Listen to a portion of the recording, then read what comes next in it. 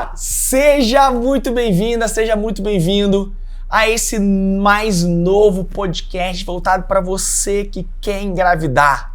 O podcast aqui da Clínica Paracê, o podcast do Dr. Rodolfo Salvato, o podcast chamado História de Milagres. E por que é milagre, gente? Porque a vida é um milagre e Deus é o dono da vida e toda a vida vem de Deus. Se você acha e é contra algo na qual Deus pode usar a ciência para criar vida, desculpa, você precisa se atualizar, precisa gerar um upgrade em você para entender de que o dono da vida usa quem ele quer quando ele quer.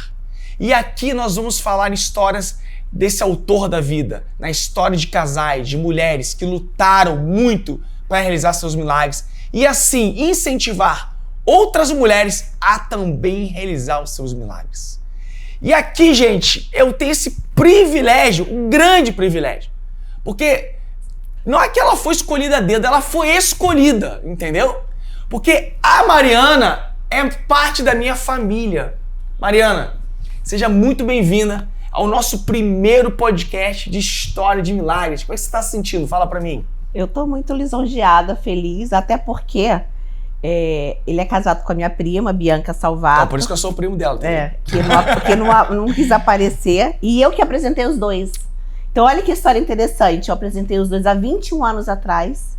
E depois de 21 anos, Deus me deu a minha filha através dele. Tá vendo? Esse foi o melhor investimento que ela fez na vida. Quem diria que ela ia apresentar o futuro médico que Deus ia usar para realizar o milagre dela, casado com a prima dela? Não é verdade? É verdade que a sua prima tava numa deprê e graças a Deus eu apareci na vida dela. Não, e tudo foi a mudou. melhor coisa que aconteceu na vida dela. A Bianca vai me matar depois de escutar isso. A mim também, mas foi a melhor coisa. Não, eu lembro que um dia eu cheguei em casa, eu morava com a Branca, que eu chamo a doutora Bianca, né, Salvato de Branca. Cheguei em casa e falei assim, hoje eu conheci o seu marido. Ela, como assim, prima? Eu falei, conheci seu marido. Você vai na igreja domingo que eu vou te apresentar. Médico, não sei o que, tal, tudo a ver com você. Pronto. Aí, casado. Profético. Você vê, né? Ó, Deus conecta pessoas a propósitos. Não é verdade? É verdade. Tudo bem que quando você chegou e falou pra ela nesse currículo, não, porque ele é médico, pastor, que não sei o que, eu cheguei lá conhecendo a Bianca, crente que, né? Eu falei, caraca, sou, né? Me sentindo aí. Todo mundo da família dela é médico, todo mundo da família dela é pastor, era mais um. Era mais um ali naquela família maravilhosa. Mas aí, prima? E aí? Calma aí. O que nós temos aqui? Uma barriga enorme? Lorena. Quem está aí dentro? Lorena. Dona Lorena! Quantas semanas? Tô com 37 e 4 dias ou 5, não sei. Eu sei que domingo eu faço 38. E ela nasce no dia 31 de agosto. Então essa pode ser a última, teoricamente, gravação da Lorena, assim, né? Na barriga. Aqui na barriga, que depois nós vamos ver Lorena chorando nos seus braços pra glória de Deus. Amém. Inclusive depois tu edita e bota ela também, tá? Não, ele já falou que vai colocar. Vai fazer? Ah, então beleza, então. Mas olha, quem olha, né, Mariana grávida, bonitona, né? Inchadona, não aguenta mais, né? Vocês quando chegam nessa hora, tamanho né, do pé, que não dá tamanho pra do ver. pé. Tamanho Meu do Deus pé. do céu. É igual um pão. Vocês vão ver. Quando você assim. chega nessa hora, vocês não aguentam mais, né, verdade? Manda tirar logo e o obstetra fala, não vai tirar ainda não, espera um pouquinho, ainda tem que amadurecer. Já tá doida pra ver a carinha. Ela tá com quantos quilos? Tá com, hoje a Branquinha fez a ultra, tá com 3 quilos e 47 centímetros. Meu Deus, é gordinho, hein? Graças a Deus, gordinho. Gordinho, vai nascer, que tem tal, uma historinha de perna desse tamanho assim, igual o pai dela. Ai. Mas olha, quem vê a Mariana assim não sabe, como diz aquela música, não sabe o quanto você caminhou para chegar até aqui. E foi uma longa história, né? Uma longa história. Mariana não foi escolhida à toa, gente. A história dela realmente, eu acho que você passou por todos os processos da reprodução humana, Mariana. Passei todos. Eu acho que você experimentou namoro programado, você experimentou congelamento de óvulos, você experimentou fertilização in vitro, você experimentou não ter embrião, as decepções também. Você experimentou não ter embrião, você experimentou aborto. Tudo. Embrião alterado. Meu Deus. Então, ou seja, Eu acho que esse vai ser o único podcast, então, porque tu já vai contar todas as histórias, pô. Depois desse podcast, o pessoal fala assim, pô, mas e agora? O que a gente tem pra contar depois de tanta história, não, Mariana? Tem mais uma que você vai falar aí. E Oi? realmente eu passei Ainda por tem tudo. mais um pro final. Vai ser segredo. Não vamos falar até a coisa se concluir. Até porque, né? Senão o pessoal vai cortar agora logo. Não vai mais assistir o nosso podcast mais. É verdade, mas tem Porque mais se a gente um. conta o final no início... Que é o grande entendeu? finale. Exatamente. Dá só uma palhinha para o pessoal ficar curioso. Não é verdade?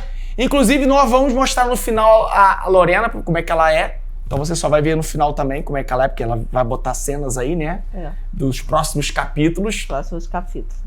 Mas tudo começou, prima, quando você decidiu congelar ovos, não foi? Foi. Quantos anos você tinha? Eu tava com 32 para 33, se eu não me engano. Por aí. Porque não tinha perspectiva, né, até então de... Enfim.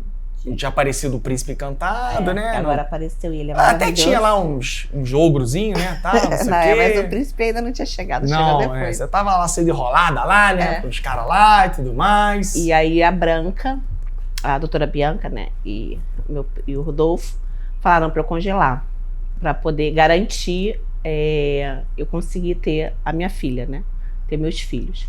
E assim a gente fez. E aí tudo começou. Tudo começou Hoje com o eu tô congelamento de ovos. hoje eu tô com 43 anos, tá, pessoal? Só para vocês saberem que eu não sou garota. 10 anos quase se passaram desde que você decidiu a congelar os ovos, né? E o que te motivou, e é o que a gente deixa como recado já, né, para quem tá nos assistindo aí e ainda também não tem uma expectativa, né, de casar, ou então tem um príncipe encantado e tudo mais, é que você decidiu preservar sua fertilidade naquela época, né, com os ovos ali, com 32 anos de idade. Até porque, assim, né, eu sempre pensei, a gente não faz seguro de carro, a gente faz seguro de casa, a gente faz seguro de tudo, por que não fazer o seguro do nosso corpo, né? Para quem realmente quer ser mãe. E o sonho da minha vida sempre foi ser mãe, isso sempre. Então, quando eu me deparei com uma idade, né, que a gente, infelizmente, a mulher envelhece, não tem o que fazer por dentro, né? A gente pode fazer tudo por fora, mas por dentro a gente envelhece. É isso que eu falo. Tem muita gente que chega lá e fala, não, doutor Rodolfo, sou super saudável, como tudo, não sei o quê. Realmente, a mulher tem 41, parece ter uns 32.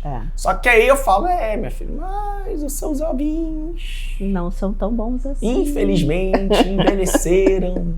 E não tem botox pra óvulo, né? Infelizmente. Ainda não tem, né? Vamos ver mais pra frente. Só se parar no tempo, então. Mas ainda não tem. Tem algumas coisas surgindo aí, mas vamos ver. O fato é que hoje a melhor maneira de você preservar a sua fertilidade é congelando os ovos. E você congelou cedo, né? Com 32 anos de idade. Congelou quantos ovos? Como é que foi o processo? Foram 9 óvulos. 9 ovos. Eu não quis fazer o duplo estímulo, que é uma coisa que eu me arrependo. Eu acho que eu poderia ter feito, mas eu também não sabia como que era o processo, né? Mas eu acho que há 10 anos atrás não tinha muito não, mano. Não? Não. O duplo estímulo começou em 2018, 2017, por ali. Ah, tá. Isso era o quê?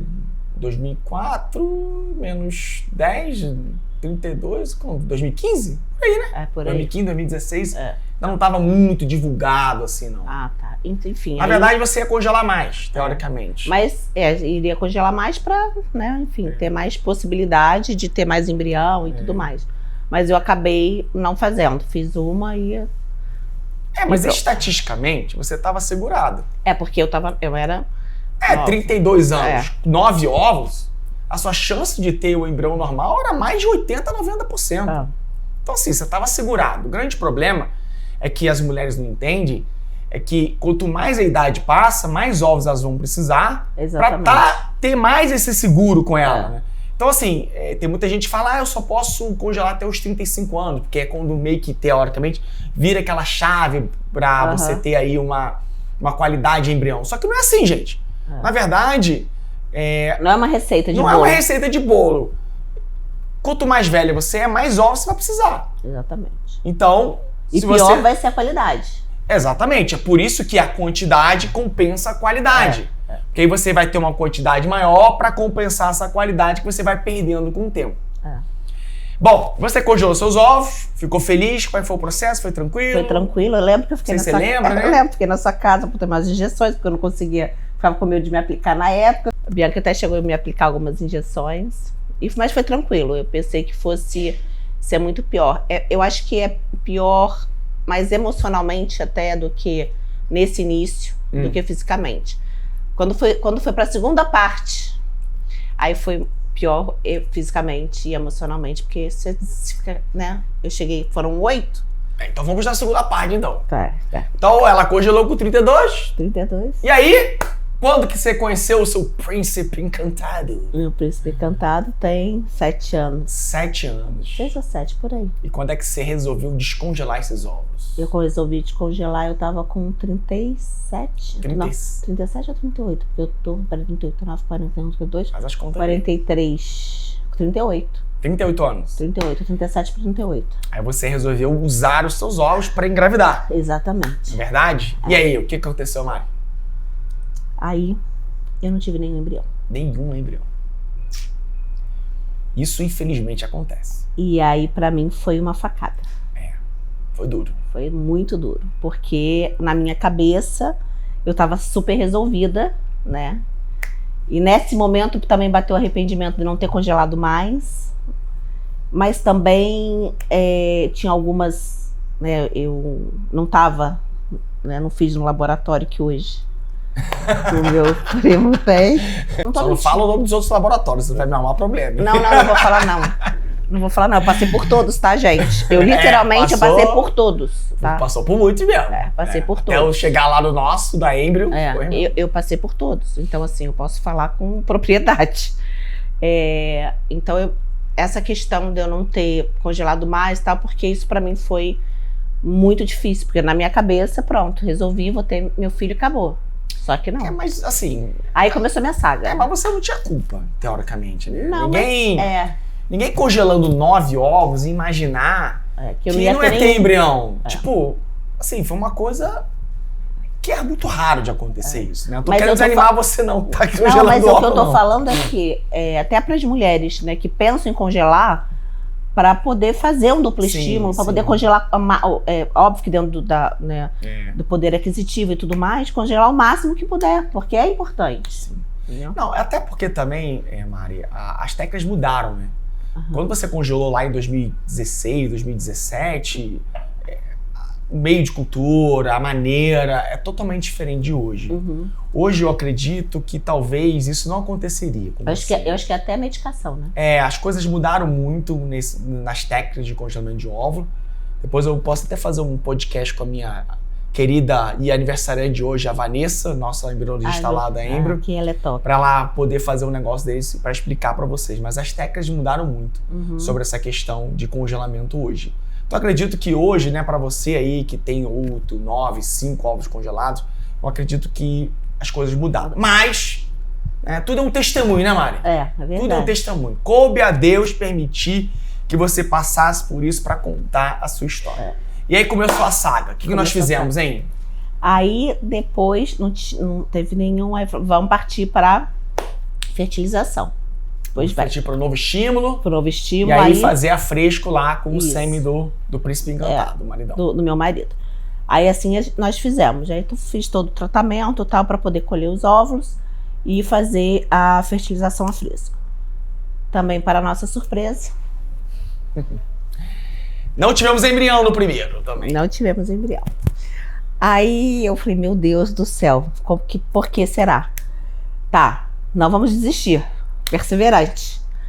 Aí eu falei, não, primo, agora eu não quero fazer fertilização, não. Eu quero fazer namoro programado. Não sei quem sabe o que é. Explica para quem não sabe o que é namoro programado.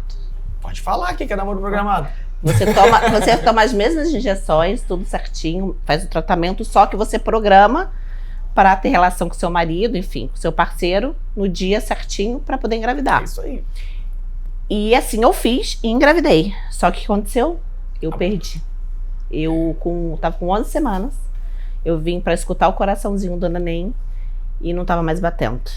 E aí foi fiquei despedaçada. Aí a dor que você achava que já era ruim, piorou. Piorou muito.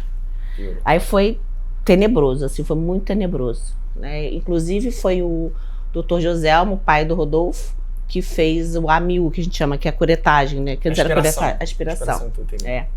para poder mandar pro laboratório e ver qual que era o problema do bebê, e aí veio o resultado que era incompatível com a vida, enfim.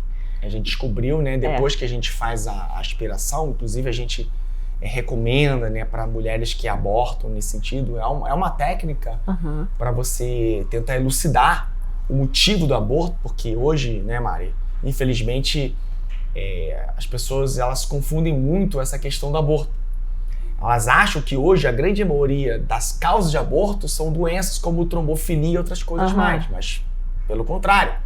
As maiores causas de aborto hoje são genéticas. Essa é a grande verdade. E no caso da minha bebê, que era uma menina, era genética. Você tinha quantos anos na época? Eu tava com... Ai, não vou lembrar, não. 37, você falou, 37 para 38, não era? 37, 38 eu fiz. Que eu fiz o primeiro. Por aí, devia estar por aí, 37, 38. Ou seja, nessa época, a tua taxa de abortamento já estava entre 20% e 30%, né? Pela idade, né? Pela sua idade, exatamente. Então, isso é uma coisa que a gente faz justamente para mostrar para aquela paciente que nem todo aborto, ele é uma coisa assim que é inquestionável. Ou que acontece. Sim, de fato, um abortamento na vida reprodutiva de uma mulher é uma coisa normal, que pode acontecer. Tanto é que não existe 0% de aborto. Toda mulher tem uma chance de pelo menos 10%, independente da idade. Claro que quando vai avançando a idade, isso vai aumentando, a ponto de uma mulher acima de 45 anos ter mais de 95% de chance de aborto. Nossa, é alto, né? E de causa genética. Essa é a grande verdade. Né? Então, essa estatística que nós contamos no nosso consultório, nós falamos da internet, mas infelizmente, muitas não querem acreditar. E aí acreditam em fábulas.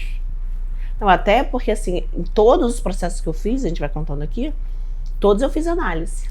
E ainda bem que eu fiz. Porque imagina se eu não tivesse feito, eu ia implantar e eu ia perder. Um monte de embrião que você não ia conseguir implantar, não ia entender o porquê, e também você talvez não ia saber a causa também. Exatamente. Então, por exemplo, quando você fez esse aborto, a gente achava que poderia ser qualquer outra doença. Inclusive, eu até tinha investigado em você essas questões. Mas, na verdade, não era nada. Era uma questão do embrião mesmo. Do embriãozinho. E acabou que depois disso, você fez uma nova tentativa e conseguiu um embrião normal, não foi isso? Consegui um embrião normal. Mas essa não foi na... Peraí, é porque eu preciso contar. É muita história, gente. É muita história. É porque aí foi a primeira, a fertilização. Aí a segunda a gente fez o namoro programado, que eu engravidei, mas abortei. Aí você ficou com receio de namorar de novo. Exatamente. Aí eu não queria mais fazer natural, porque fiquei com medo de justamente eu ter mais embrião alterado e ficar abortando, e eu não ia conseguir superar isso. Porque pra mim superar esse aborto foi muito difícil, essa é a verdade, eu fiquei muito mal. Aí fomos pra terceira tentativa. Aí nessa eu também não tive nenhum embrião, fui ter na quarta. Na quarta? Na quarta, essa eu não tive nenhum. Na quarta eu tive um embrião saudável, que aí a gente colocou. A gente congelou, aí eu fiz todo um preparo, né, para que você não abortasse, mas acho que infelizmente o embrião não era de uma tão boa qualidade assim, né? Até porque meus óvulos já não eram tão... né? Sim, a idade da paciente, mesmo apesar do embrião ser normal, também conta nesse sentido de chance de engravidar ou não, como a qualidade. Eu vou dar aqui, tipo, uma dica, né, para você e para todo mundo que tá escutando. Existem alguns parâmetros para entender os motivos do porquê o embrião normal, ou seja, aquele geneticamente saudável, não implanta no útero. Então, o primeiro tem a ver com o grau de quando ele vira o blastocisto. Então, primeira coisa que quando a gente faz a biópsia, a gente não faz a biópsia no D3, ou seja, em 3 dias de desenvolvimento, que é um embrião de 8, 12 células. A gente só faz a biópsia quando ele chega a blastocisto e geralmente o embrião chega em D5. Porém, ele pode chegar em D6 ou até em D7. Esse foi de D7. Então, D7, essa é a grande questão. Quando o embriãozinho chega a D7, é a chance menor dele implantar. Porque ele implanta melhor entre o D5 e o D6, e em D7 ele tem uma menor perspectiva de implantação. O segundo critério é a classificação embrionária. Que ele também não era tão bom. Também não era tão bom. Então, ou seja, Embriões regulares implantam pior. Embriões melhores, com classificação A, B, implantam melhor também, o outro pior. Uma outra coisa que é critério também é a idade da paciente. Você estava com 38 para 39, não é verdade? Eu já estava com 39 lá. Então, não era uma idade tão avançada, mas estava numa idade. Mas o critério de idade não era muito para você. Você, por exemplo, implanta muito melhor do que uma paciente com 43, 44 anos, porque afinal 38, 39 também não é aquele desespero todo. Uma outra questão é quando descongela. Porque às vezes o embrião pode mudar a classificação do descongelamento. E aí, se ele piora, tem pior prognóstico. Entendi. Se ele melhora ou mantém, fica ok. E por último, tá na técnica da embriologista. Ou seja, a técnica de biópsia do embrião, porque quando a gente faz análise genética, a gente tira um pedacinho do embrião, ela é muito importante para que você tenha aí uma chance maior ou não de engravidar daquele embrião. Tá, eu só, né, só foi dar efetivamente certo na minha última tentativa que eu já estava no laboratório. Não fala o segredo, calma. Tá. Segura. Segura, grávida ansiosa, né? Grávida muito, gosta eu de já falar tô muito logo, ansiosa. Já tá ansiosa pra ver a Lorena, uma série de coisas. Ela quer contar tudo. Calma.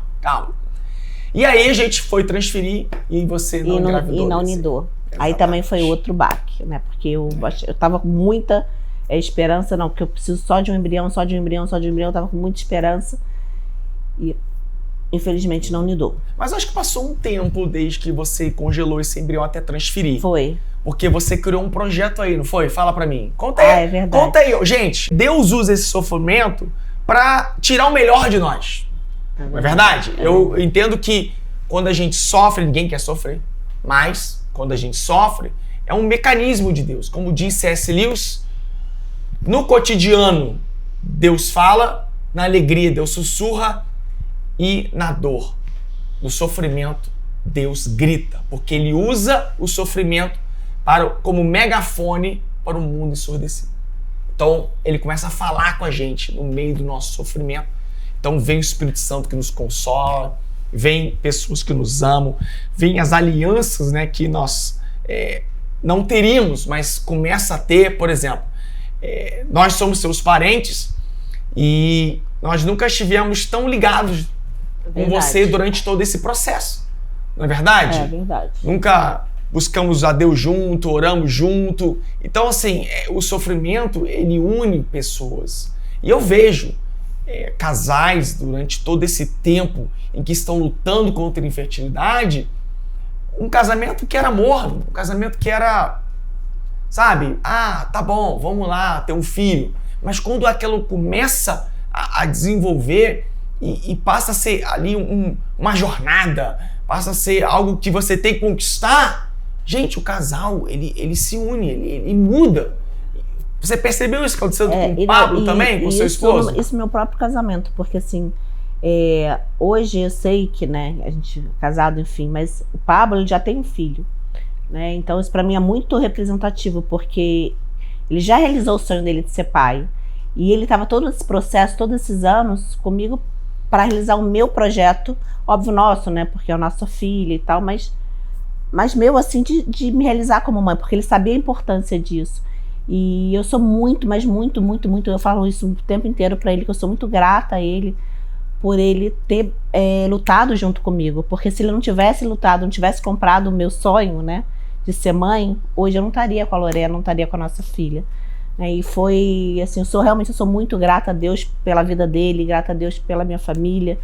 E também tem uma coisa muito importante, que eu sei que Deus, ele faz tudo perfeito, né, e eu nasci dentro da igreja, o meu primeiro pastor também, ele não é, para quem não sabe, ele também é pastor. E eu nasci dentro da igreja, junto com a minha prima, com a esposa dele, com a Bianca, com a Branca. Minha família toda é evangélica, é cristã, e durante muito tempo eu fiquei muito longe de Deus. E esse processo também me fez voltar para Deus. Eu não falo que é para a igreja, mas para Deus mesmo, para o primeiro amor. E hoje eu estou muito firme com Deus, no propósito dele, da minha família, da minha filha, e eu sei que Deus não queria que eu tivesse um filho longe dele, longe dos propósitos, dos caminhos dele. Então hoje também entendo isso. E teve um outro projeto muito grande, assim, que hoje é a menina dos meus olhos, fora minha filha, que é o financiamento, que é a Dr. Cred, né, que inclusive tem aqui na Paracer, que a gente financia procedimento médico, ou seja, tudo que o plano não cobre a gente financia. E esse projeto surgiu através daqui, eu sentada aqui ouvindo as mulheres falando, eu não vou ter dinheiro para fazer o próximo, eu quero fazer mais um, mas eu não vou ter dinheiro, eu não vou ter dinheiro. Eu falei, gente, eu vou criar uma empresa para poder financiar para que essas mulheres sejam mães, que saiam de ser tentantes para ser gestantes, né? Isso virou assim a minha bandeira, porque eu sei o que é você tentar e não conseguir. E muitas deixam de tentar por questões financeiras, né? Infelizmente, né? Mais que a gente ajude, né? Às vezes graças a Deus difícil, não, né? não foi a nossa questão, minha, do meu marido, mas eu vi aqui. Eu falei, não, eu vou criar essa empresa para ajudar outras mulheres, Deus vai me honrar, porque o projeto de Deus é a família e, enfim, a Dr. Cred foi criada para poder ajudar mulheres a virarem mães. Não só isso, congelamento, enfim, tudo, porque esse é o projeto do meu coração, o projeto que Deus colocou no meu coração. E também foi durante toda essa confusão toda essa confusão. Então, olha como é que Deus faz, né? Ele usa o sofrimento para abrir os nossos olhos para o sofrimento do outro, porque isso é uma empatia. Ou seja, você nunca um dia iria se imaginar no lugar de uma tentante. Exatamente. E hoje você entende a dor dela. E não só entendendo a dor dela, mas você ajuda elas a realizar esse sonho. Eu lembro de uma paciente nossa aqui, que ela, engraçado, ela trabalha até do outro lado ali. Ela vai contar o testemunho dela aqui, eu vou chamar ela aqui também. A Florzinha. E aí eu lembro dela, tipo, depois de passar pelos mesmos processos que você, e tipo, ela tentou 2, 3 vezes e todos os embriões alterados. E ela não tinha mais dinheiro. E ela queria continuar tentando. E aí ela conheceu você abriu assim as portas, a gente apresentou o projeto para ela, você acha que conseguiu, ela deu um monte, que acho que vocês fazem pelo CPF, um negócio desse, né, desse financiamento, e ela conseguiu um monte de coisa, conseguiu o financiamento e na última, ela conseguiu o milagre dela. Ou seja, indiretamente, você também, né, se torna instrumento de Deus para a realização desses milagres que nunca iriam acontecer se não tivesse essa ajuda, né? Esse anjo financeiro também na vida dessas mulheres, não é verdade? Mas é por isso também que eu aceitei estar aqui, né? E para contar toda a minha história, porque não se encerra aqui, para poder ajudar realmente outras mulheres, outras famílias, para as pessoas poderem ter a ideia, né, ter a noção que é possível, né? Para não desistir, né? Que é possível, que eles estão aqui para poder ajudar e que é possível que, se você perseverar, você vai conseguir. Isso aí. Bom, fechando parênteses, não é verdade? Fechando parênteses. Nós depois tentamos mais algumas vezes, porque eu lembro que você deu um tempo, ficou um pouco meio assim, tudo mais. Porque eu tava muito ruim de cabeça. O Pablo também precisou, o seu esposo precisou também, a gente começou também a investigar ele, né? Porque não é possível que não tenha embrião, uma série de coisas que tá acontecendo. E a gente começou a ver uma série de coisas, né? O grande problema é que você acha que na época já tinha passado por 2 laboratórios e parece que o resultado ele continuou sendo o mesmo, né? Exatamente. Isso que me chamou muita atenção nesse sentido, pela nada, qualidade até dos gametas. Nada tinha mudado e eu também precisei de um tempo para recuperar fisicamente, porque é uma bomba de hormônio, né? Sim. E mais do que isso, emocionalmente, porque eu tava muito abalado, eu não tinha mais condição. Aí, por fim, eu falei, não, mas como eu quero muito, eu fiquei questionando Deus, né? Deus a gente nunca se questiona, mas fui fazer tratamento com psicóloga também, né? Para poder, tomei antidepressivo, isso não tenho nenhuma vergonha de falar, porque realmente eu fiquei emocionalmente muito mal. Até por fim, eu falei, não, é isso que eu quero ter um filho, eu vou continuar. Você estava se sentindo vazia, né? Tipo, às vezes a gente quer matar, que é uma frase que eu tenho, né? Não mate na sua mente o que Deus colocou no seu coração. Deus colocou um sonho no seu coração, que não era só seu, era dele também. E até você não completar esse sonho, Deus iria ficar insistindo. E eu falei pra Deus, Deus, se não for da tua vontade, tira isso do meu coração, mas não saía nunca. Eu falei, mas ele não tira. Aí pronto. Deus não vai tirar isso. É dele, como é que ele vai tirar? Mas eu pedia pra poder parar de sofrer. Ainda bem que Deus nos obedece, né? Ainda bem que Deus, ele é Deus, ele não nos obedece. Aí faz a vontade dele. E aí, eu resolvi voltar. A Branquinha também falando muito comigo, resolvi voltar. Então, daí eu fiz mais uma, que foi a quinta. E nada. E aí já estava na Embrio, não era ou não? Não, ainda não. Ainda não? Ainda não. Rapaz. Eu fui da sexta, sétima e oitava que eu tava na Embrio, mas a quinta ainda não tava. Aí, na quinta, nada. Não, na quinta não teve embrião? Não teve também? Embrião. Não, também não teve. Aí, quando a gente foi aí mudei, né? Aí surgiu meu primo, pela graça de Deus, montou o laboratório. Aí a gente mandou segura aí que a gente vai montar o laboratório. Exatamente. Né? Aí eu fui viajar, fiz aí ela a cabeça. Espareceu um pouco aí nesse 1 ano e meio aí, mais ou menos. E aí ele falou, não, vou montar o laboratório, vem uma embriologista muito boa, muito top, vai ser o laboratório mais top daqui, questão de tecnologia, ela é muito boa. Então eu falei, então tá, vou esperar. E assim esperei. E aí resolvi fazer, aí fiz a sexta tentativa e a sétima com duplo estímulo. Nós tivemos embrião. Mas nisso você também tentou melhorar algumas coisas, não foi? Melhorei a alimentação, eu melhorei, fui procurar uma nutri especializada em fertilização, uma endócrino também, enfim, várias outras coisas para poder ajudar no processo. Tudo que podia ser feito, gente, tudo que vocês possam imaginar que podia ser feito. Uma falava para mim, tem um médico lá em São Paulo, não sei o que é fantástico, que melhora, que vai te dar ovos maravilhosos, fertilização que vai ser, se você mudar a alimentação, eu ia. Tudo que vocês possam imaginar, eu fiz, tá? Tudo. Então, assim, não tem nada desse processo que eu não tenha feito. Só um parênteses. O Façade não fez nada. Deixa eu completar esse parênteses, né? Olha como é que as coisas são. Não que eu desacredite desses tratamentos, tá, gente? Mas vocês têm que tomar muito cuidado com essas falsas promessas na internet de profissionais que, às vezes, têm até uma intenção boa, mas não contam a história completa. Entendeu? Então, assim, hoje é legal você se alimentar melhor, fazer exercício. Cara, isso ajuda muito. Mas cuidado com essas promessas de assim, você que tem 45 anos vai ter um óvulo de 30. Isso não existe. Não existe. Tá? Não existe. Entendeu? Você que nunca teve embrião normal, agora você vai ter. Cara, também não existe. Porque existe uma coisa, né, Mari, que é a questão da estatística. A cada vez que você recruta óvulo, você vai também estar recrutando novos óvulos. E esse pool ovulatório, ele varia.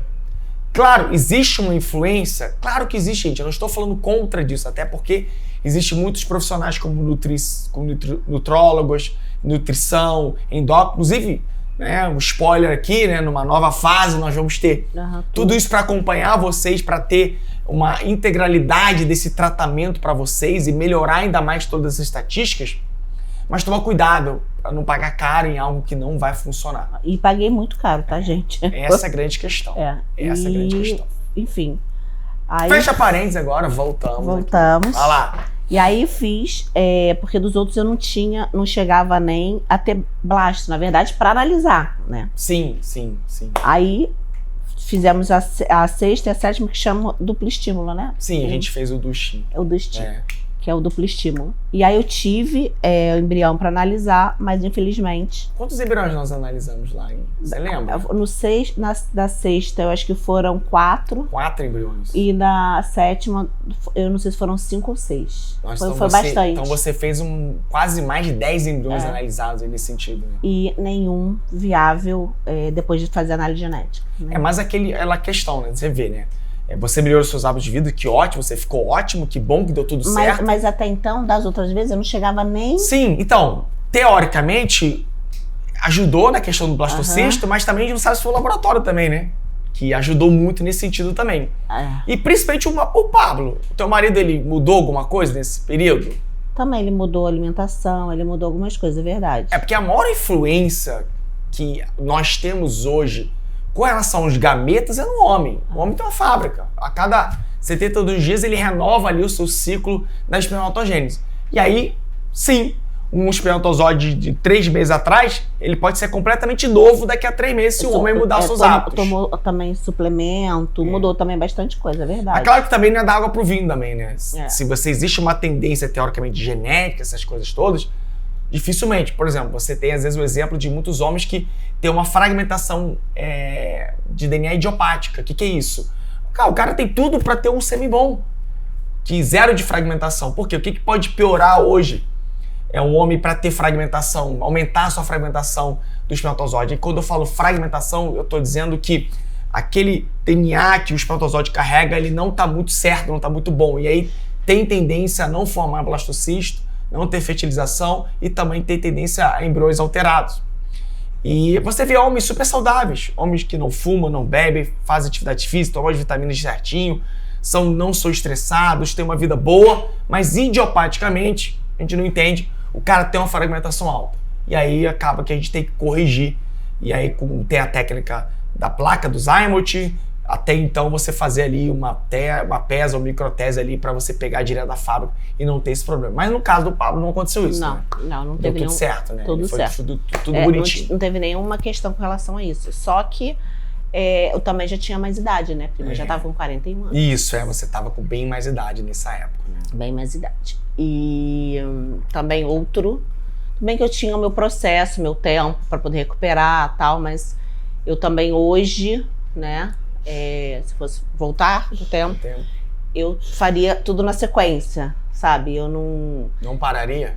Mas eu também não tinha questão do laboratório novo, ia também cair na mesma, né? Também... tinha que ser, era o jeito que tinha que ser, né? Não, e também tem aquela coisa também, né? Tipo, você mesmo falou, né? Às vezes a gente precisa, sabe, parar, sabe? Porque vocês, casais que ficam tentando engravidar, vocês param no tempo. É verdade. Tipo, vocês não viajam mais, vocês não curtem mais, vocês evitam festas de família, vocês, tipo, entram naquele mundo ali e não sai dele.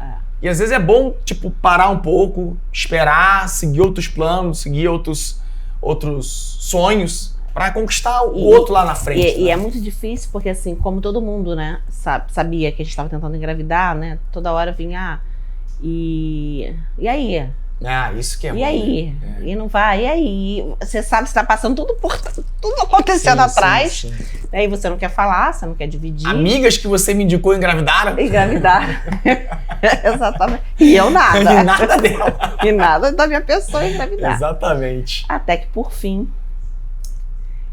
aí quando chegou na 7ª vez, que não... Vários blastocistos alterados, né? Todos, na verdade. Aí a gente teve aquela conversa. Aí você começa. Aí, quando eu vi que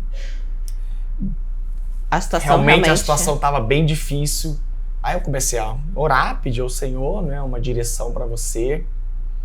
E uma palavra muito forte que veio no meu coração. Para quem não sabe, a Mari, ela é adotada. Exatamente. Os seus pais tiveram problema para engravidar e ela acabou sendo adotada. Pequenininha, bebezinha, né? Bebezinha. Recém-nascida.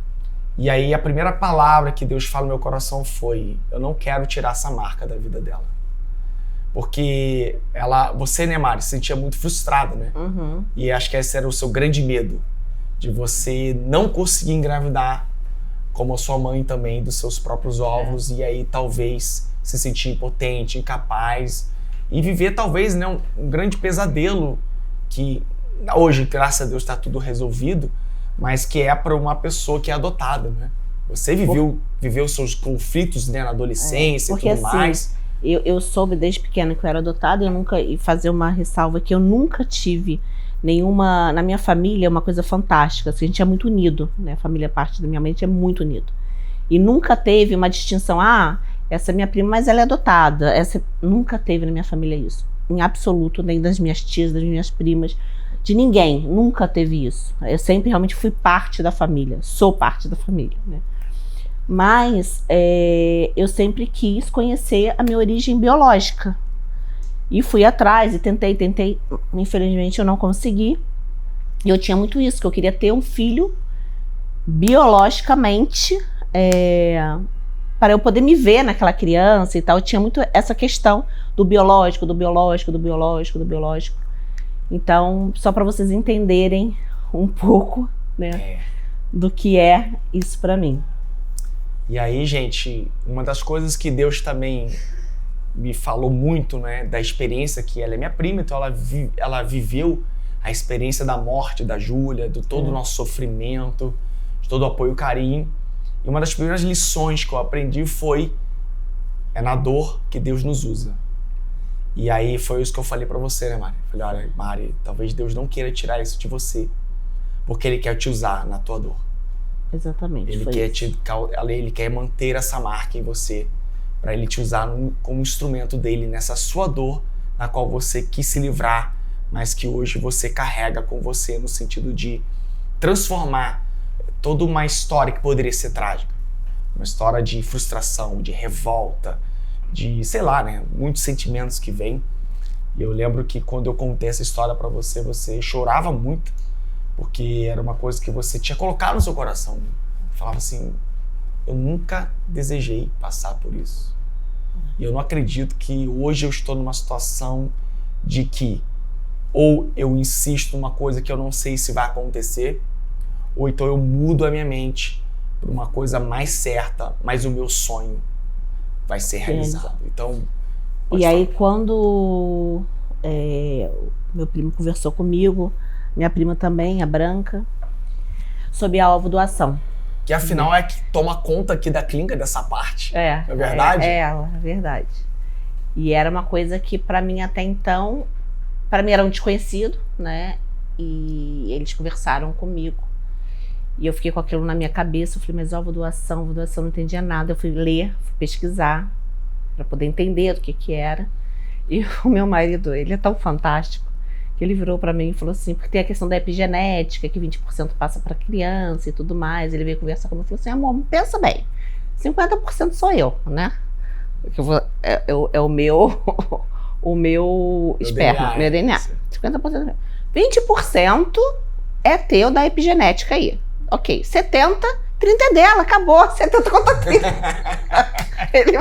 Mas enfim, eu fui conversar com a minha terapeuta e tal, né? E além disso, mais do que isso, eu fui conversar com Deus.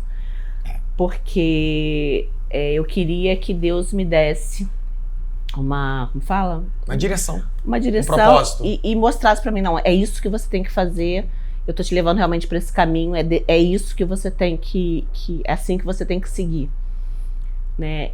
E aí eu fui fazer, já tava, né, super firme com ele, assim, grudado e colado.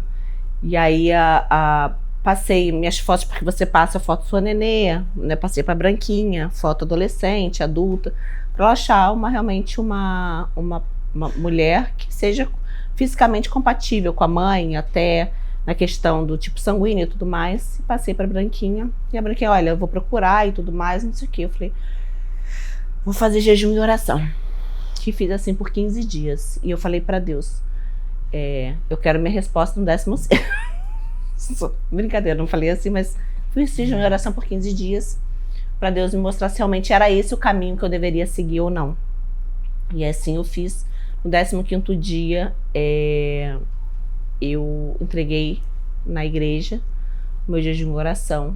Na segunda-feira, a Branquinha me liga, achei sua doadora. Eu falei, pronto, é a resposta de oração que eu precisava. É isso que realmente Deus tem para mim. E dali minha decisão estava 100% tomada, né? Que eu seria a mãe, não com os meus óvulos, mas com o óvulo de uma pessoa incrível, maravilhosa, que se propôs a isso, porque também não deve ser fácil, porque você passa por todo o tratamento, tá, gente? Quem tá doando passa por todo o tratamento. E no caso, assim, você não sabe quem é a doadora, é anônimo a doação, mas a Branquinha me contou a história da doadora, né? E assim, que veio para poder ajudar um terceiro, um parente e tal. Então, assim, ainda é uma pessoa de coração bom, porque que vai passar por todo o processo, né? Porque não é um processo fácil, tomar injeção e tudo mais, faz exame de sangue. E para poder doar, né? E ali estava 100% tomada a decisão. E tinha mais uma coisa interessante, eu não ia falar que a minha filha era fruto de ovo-doação. Mas por que eu resolvi falar e por que eu tô falando agora e falei umas fotos que eu fiz? Para poder ajudar realmente outras mulheres, para que Deus me use através da minha vida, através do meu depoimento, que eu possa ajudar outras mulheres. Inclusive, eu coloco aqui à disposição o meu Instagram, o meu telefone, para que tiverem outras mulheres que estão na dúvida, não sei se eu faço, eu não faço, o que eu faço da minha vida, porque eu queria ter conversado com alguém e não consegui conversar com ninguém, porque as mulheres não falam, isso é um tabu, é a verdade, sobre a doação. Eu estou à disposição de você. Se você quiser conversar com alguém sobre o assunto, você não tem ninguém, você pode me chamar que eu vou conversar com você. Por isso que eu também estou aqui, porque eu quero que Deus realmente use a minha vida para abençoar outras famílias e abençoar outras mulheres. Mas hoje, gente, o que eu posso dizer é que eu sou a mulher mais feliz do mundo. A partir do momento que o meu primo colocou a minha filha dentro de mim, que ele fez a oração, que ele faz uma oração, que coisa mais linda, e eu abençoei a minha filha, e eu soube que eu estava grávida, é minha filha, nada muda isso. É uma coisa tão fantástica, e você esquece totalmente que é uma doação, porque por todos os exames eu falo assim, é a boca do meu marido, mas é o meu nariz. É a minha perna, que ela tem a perna grossa, eu tenho a perna grossa. Então tudo fica assim, é impressionante, assim, eu só me arrependo, sabe o que, de não ter feito antes, porque eu poderia ter mais filhos. Né? Não que eu seja velha, mas eu tô com 43. Mas tem mais ainda, tem mais embrião lá. Não, e só para vocês terem noção, tá? Olha a diferença do que é alvo doação. Você viu a minha história, minha jornada, que eu não tinha embrião, não tinha nada. Hoje eu tenho 4 embriões. A gente decidiu que vai doar, né, pela graça que a gente recebeu, e vamos ter mais 2 lá. São 2 menininhos que estão congelados. Era a Lorena, a menina, e tem mais 2. Então, assim, hoje eu não tenho nenhuma questão com relação a isso, né? A hora que minha filha tiver a idade própria, não sei o quê, quiser, e chegar a hora, se a gente quiser contar, enfim, ela vai saber, né? Porque isso não é mais uma questão, isso foi bênção que Deus me deu. Entendeu? Hoje eu enxergo isso. Graças a Deus que tem essa possibilidade, porque sem essa possibilidade, eu não seria mãe. Uau! Emocionante, né? Quando você estava falando aí, eu lembrei das minhas pacientes, né, que hoje, por algum motivo, desistiram, né, desse sonho, né, por uma questão, às vezes, muito pessoal, porque você vai experimentar isso, mas eu já experimento isso, né, e como elas são felizes por ter optado pela doação, ao invés de insistir e perseverar, talvez, numa coisa que da nossa cabeça, né, que não vai fazer diferença lá na frente. Teve uma paciente minha que ela falou uma frase que eu falo muito para as minhas pacientes, que ela fala assim, Dr. Rodolfo, a alvo-doação, a teoria, ele é muito difícil de você entender, compreender, mas na prática é fácil, porque quando vocês engravidam, quando vê o bebê mexendo, ultrassom, é surreal. E o bebê nasce, você vai ver ainda, né? Depois a gente volta aqui para fazer com a Lorena, né? Mas daqui a 3 meses, porque os 3 primeiros meses não foram fáceis. É verdade. E aí você vai falar para ela essa emoção de ter o parto, de ter o bebê no colo. E o que você falou é verdade. A grande maioria hoje que tá com o seu bebê no colo de alvo-doação fala a mesma frase. Por que eu não fiz isso antes? Não, e é muito engraçado que eu falava que eu não... Quando eu achava que fazer chá revelação era brega, eu achava que mêsversário era brega, eu achava que tudo era brega. Quando eu demorei tanto para engravidar, quando eu engravidei, eu fiz uma mega festa de chá revelação. O mêsversário da minha filha já está todo contratado. E praticamente de 1 ano. Meu Deus do céu. Eu fiz tudo, fiz quartinho, fiz tudo personalizado, tudo, que eu sempre achava que eu não vou fazer nada disso. Fiz tudo caiu por terra. Não vai ajular muito essa menina não, hein? Vai estragar ela não, que eu não vou deixar não. Não vou não. Mas tudo valeu a pena, e eu sou eternamente grata a Deus, em primeiro lugar, obviamente, porque Ele que permitiu, né? Permitiu que eu apresentasse a Bianca pro Rodolfo, e permitiu que eu tivesse, né, primos tão, assim, qualificados, excepcionais no que escolheram fazer como profissão, porque não é porque é meu primo, porque tá aqui, mas ele realmente, isso é uma coisa que eu sempre quis falar e tô falando agora, que A grande diferença que eu vejo, né, quando é que ele é homem de oração, minha prima é mulher de oração. E isso eu acredito que faz toda a diferença no processo, né? Então, e é sério, assim, sabe? Pessoa séria, correta e de Deus. E eu acho que isso faz toda a diferença no processo. Eu tenho certeza que faz toda a diferença no processo.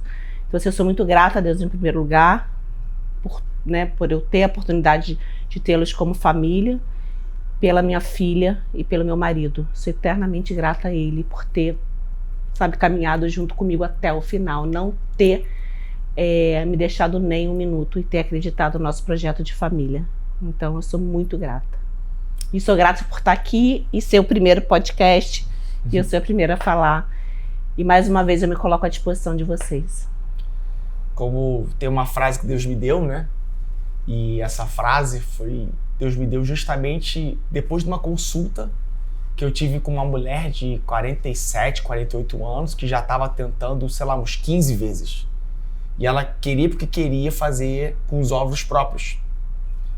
E eu passei a consulta inteira tentando explicar para ela os motivos do porquê que ela deveria ir para a ovodoação, assim, toda essa questão de coisa, de filho e tudo mais. Sabe quando você sente Deus te usando na vida daquela mulher?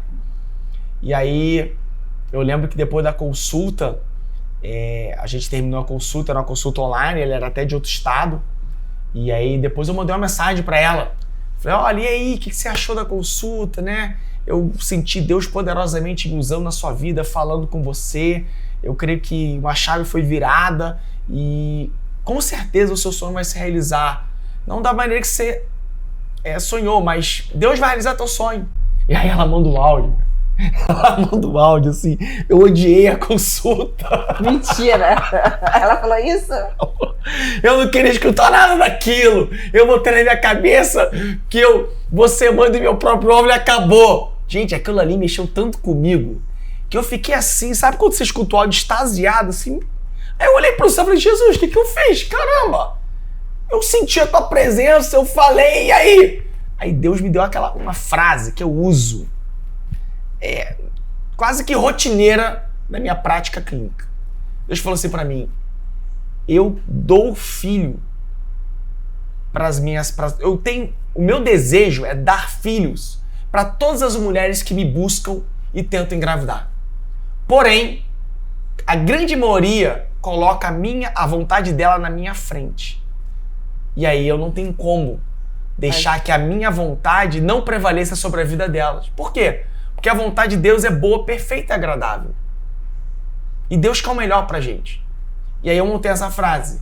Deus quer te dar um filho, mas talvez não seja da maneira que você sempre sonhou. Exato. E é exatamente isso. Mas Deus quer te dar um filho. E a gente precisa estar aberta a ouvir a voz de Deus e entender a vontade dele que é soberana a nossa. Exatamente.